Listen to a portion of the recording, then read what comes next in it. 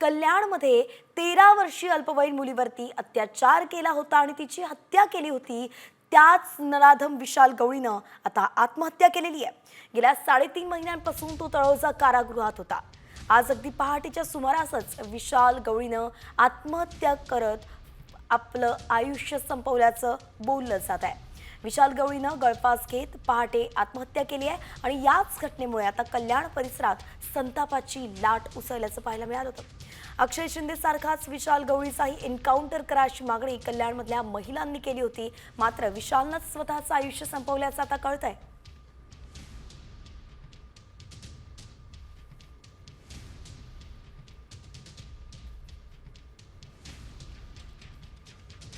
त्याच्यानंतर मी माहिती घेतली थोडी, तर मला कळालं सकाळी बाथरूमला काढतात सगळ्या कायद्यांना बाहेर, त्यावेळेस त्यांनी काहीतरी केलेलं आहे म्हणून टॉवेलने आत्महत्या, टॉवेल गळ्याला बांधून आत्महत्या केली असं सांगितलं जातंय। खरं काय अजून कळणार नाही जोपर्यंत मी तिथे जात नाही। आता मी निघतोय तळोजा जेलला चाललोय।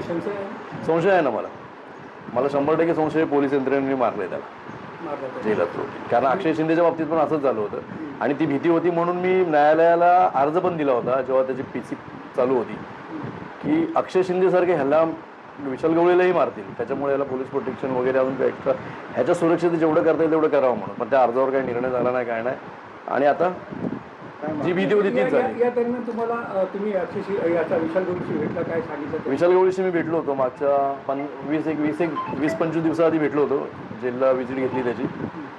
त्याच्यामध्ये त्यांनी सांगितलं होतं की मी काही केलं नाही, मी निर्दोष आहे, आणि खूप काय अशी माहिती दिली होती त्यांनी मला, आणि त्यांनीही मला सांगितलं होतं की मला इथे पण धोका आहे। पण तेव्हा मी सांगितलं त्याला की मी न्यायालयात अर्ज दिलाय, त्याच्यामुळे तुला काय होणार नाही, काळजी नको करू, तू आता न्यायालयाच्या संरक्षणामध्ये। काय मागणी तुमची आता? मागणी आहे सर माझी, आता मी तिथे गेल्यानंतर मी बघेन काय झालंय काय।